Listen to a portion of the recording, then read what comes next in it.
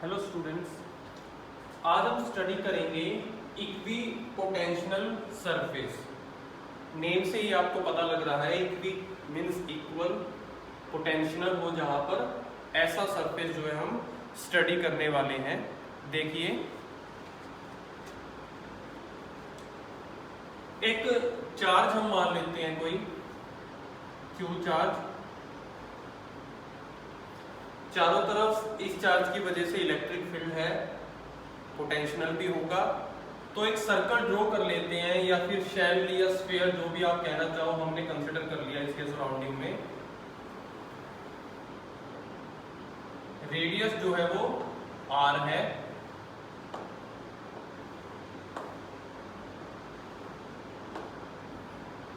अब रेडियस अगर r है, तो अगर हम इस स्फीयर के या इस शेल के किसी भी पॉइंट पर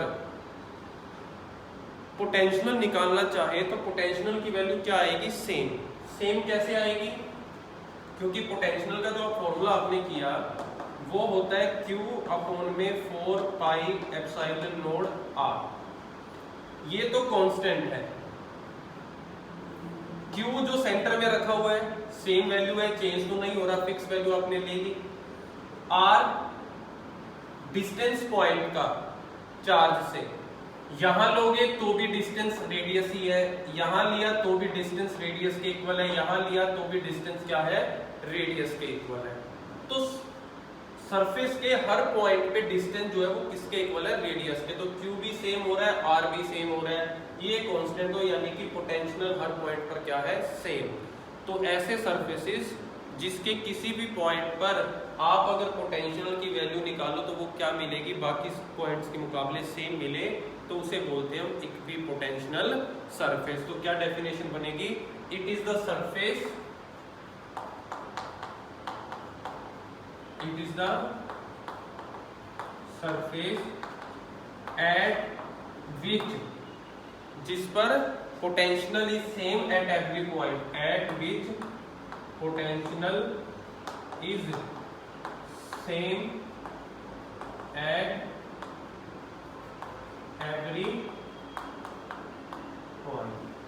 हर पॉइंट पे पोटेंशियल की वैल्यू क्या रहेगी? सेम रहेगी। तो उनको बोलते हैं इक्वी पोटेंशियल सरफेस। देखिए, अब अगर हर पॉइंट पर वैल्यू सेम है, मैं किसी चार्ज को यहां रख दूं, अगर कोई और टेस्ट चार्ज है, मान लीजिए क्यू नोड है, मैंने उसको यहां रख दिया, तो ये बताओ फिर वो यहां मूव करेगा या इस तरफ मूव करेगा? सरफेस पे किस तरफ मूव करेगा? चार्ज को मैंने स्फीयर पे रख दिया, तो उस पे फोर्स लग रही होगी, तो वो किस तरफ मूव करेगा?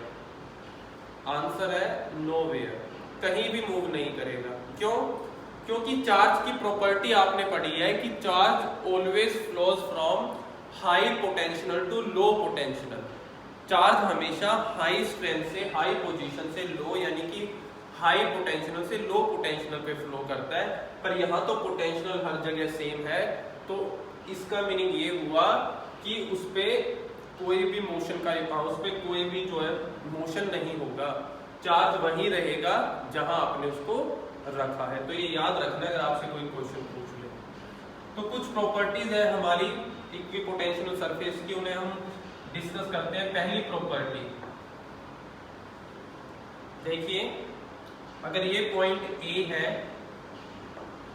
और ये पॉइंट B है, इनको हम रब कर देते हैं।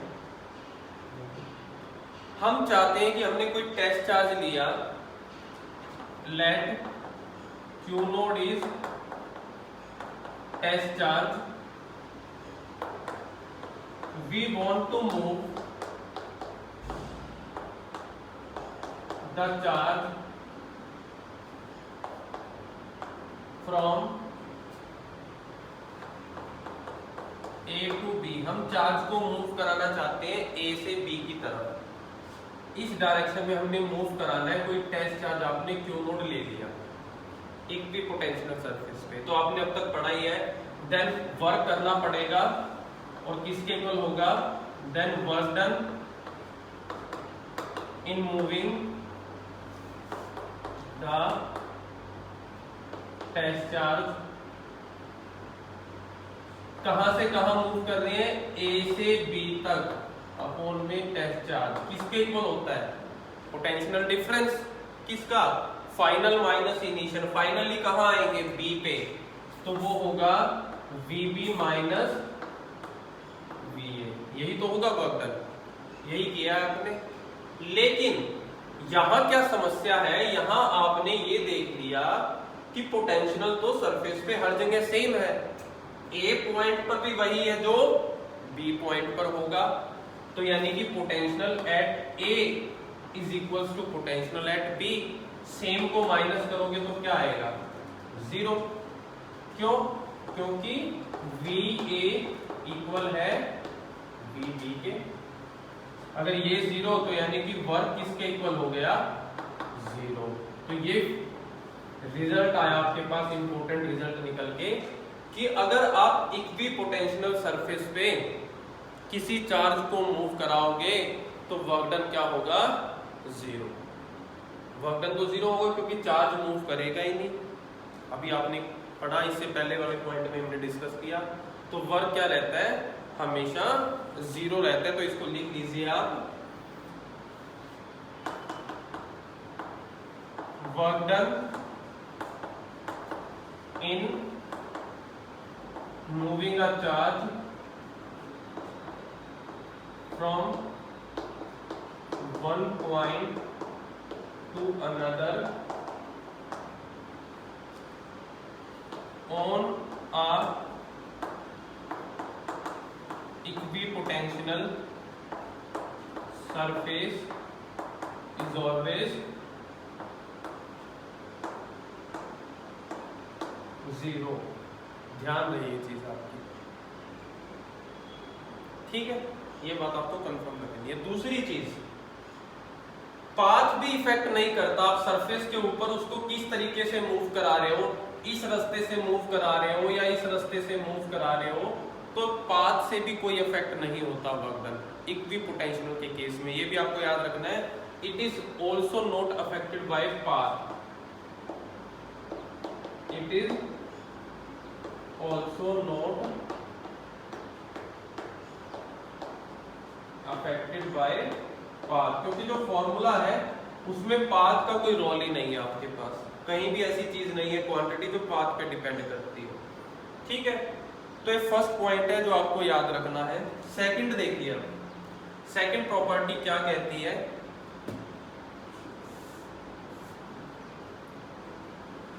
सेकंड प्रॉपर्टी कहती है the angle between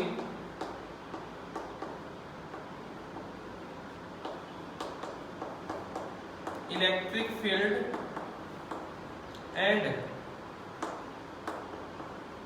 equipotential surface is always 90 degree.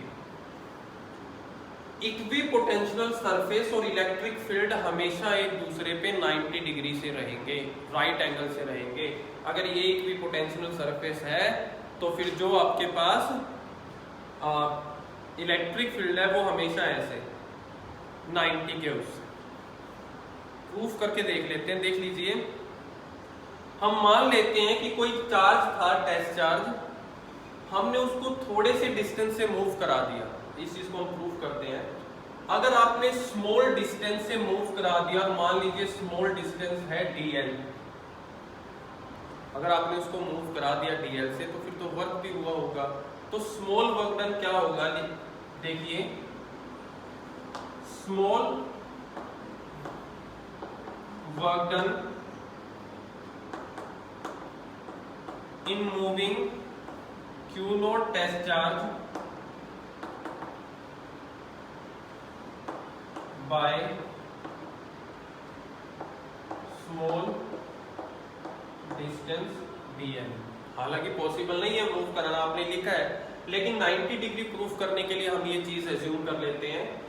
तो अगर इसको मूव कराया तो स्मॉल वर्क डन dw किसके इक्वल, F डॉट dl, ये फॉर्मूला है। Small displacement small work, dot हटाएंगे क्या आ जाएगा, F dl cos ठीक है। फोर्स, इलेक्ट्रिक फील्ड पहले से ही है, टेस्ट चार्ज को मूव करा रहे हो तो फोर्स की जगह क्या लिख सकते हैं, क्यू नोड ई dl cos थीटा। ठीक है, क्यू नोड को यहां ले आइए, या क्यू नोड रहने दो, आप क्यू नोड लाने की भी जरूरत नहीं है। इधर देखिए, dWf work done in moving a test charge on the equipotential surface and we know that work done is 0। तो देखो, as work done on equipotential surface is 0। Work done अगर 0 है तो वो जो टर्म है आपकी Q node E dl cos theta किसके इक्वल हो गई, 0 के इक्वल आ गई।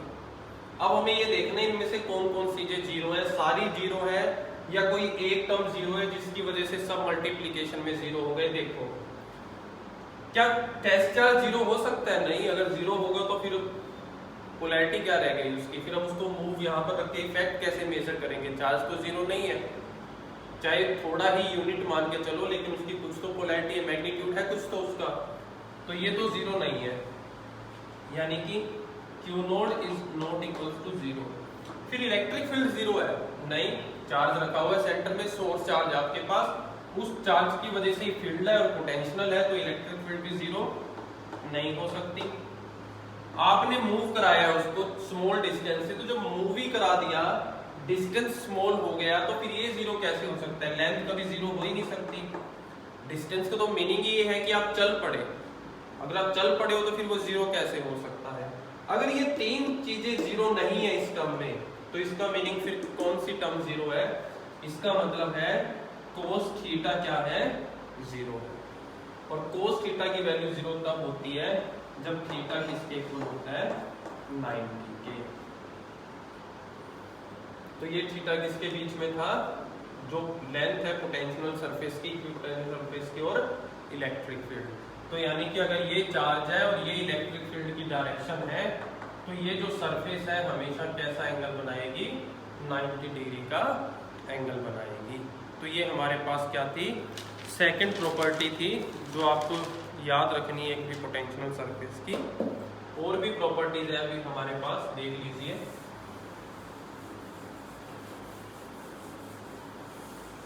थर्ड प्रॉपर्टी देखिए, थर्ड प्रॉपर्टी क्या कहती है? According to third property, closer the equipotential surface, जितना इक्विपोटेंशियल सरफेस एक दूसरे के पास होंगे उतनी ज्यादा इलेक्ट्रिक फील्ड होगी। Greater will be electric field. जितने सरफेस एक दूसरे के पास उतनी ही फील्ड क्या होगी, स्ट्रॉन्ग। कैसे? आपने एक रिलेशन किया है लास्ट वीडियोस में, E equals to minus dB by dr। ये पोटेंशियल, ये तो सेम है, इक्विपोटेंशियल के केस में इसकी वैल्यू तो क्या हो गई, सेम, फिक्स है तो, क्योंकि सब जगह पोटेंशियल सेम है। तो अगर ये कांस्टेंट है तो यहाँ से क्या आया रिजल्ट, यहाँ से आया E प्रोपोर्शनल टू 1/d। तो यानी कि जितना पोटेंशियल सरफेस, इक्विपोटेंशियल सरफेसेस के बीच में जितनी लेंथ कम होगी, जितना डिस्टेंस कम होगा, उतनी इलेक्ट्रिक फील्ड की वैल्यू क्या हो जाएगी, वहां पर ज्यादा हो जाएगी। ये चीज आपको याद रखनी है। थर्ड प्रॉपर्टी, लास्ट देखते हैं फोर्थ। जिस तरीके से दो इलेक्ट्रिक फील्ड लाइन आपस में इंटरसेक्ट नहीं कर सकती, अगर करेंगी तो वहां पर दो डायरेक्शन आ जाएंगी, आपने किया हुआ है, जो पॉसिबल नहीं है। लेकिन पोटेंशियल तो स्केलर क्वांटिटी है, तो डायरेक्शन की हम बात नहीं करते, लेकिन फिर भी दो इक्विपोटेंशियल सरफेस भी आपस में इंटरसेक्ट नहीं कर सकते। अगर उन्होंने ऐसा किया तो इंटरसेक्शन पॉइंट पे दो वैल्यू होंगी पोटेंशियल की, जो कि पॉसिबल नहीं है। तो लिख लीजिए, two equipotential surfaces never intersect each other, कभी नहीं करते intersect. If they do so, अगर वो ऐसा कर दें, then there will be two values of potential at the, कहां पे होंगी दो वैल्यू? इंटरसेक्शन पॉइंट पे, at the point of intersection, जो कि पॉसिबल नहीं है, विच इज नॉट पॉसिबल, जो कि पॉसिबल नहीं है। अगर ये कोई सरफेस आपने लिया जिसपे पोटेंशियल 100 वोल्ट का है और ये अगर दूसरा सरफेस आपस में इंटरसेक्ट कर गए, पोटेंशियल 200 वोल्ट का है, तो जहां इंटरसेक्शन पॉइंट होगा वहां तो 100 भी और 200 तो हो जाएंगे, तो वो इक्वी पोटेंशियल रहा ही नहीं जहां पर दो वैल्यूज हो गई। तो इसलिए इक्वी पोटेंशियल के केस में कभी भी ऐसा नहीं होगा। तो ये हमारे पास क्या था?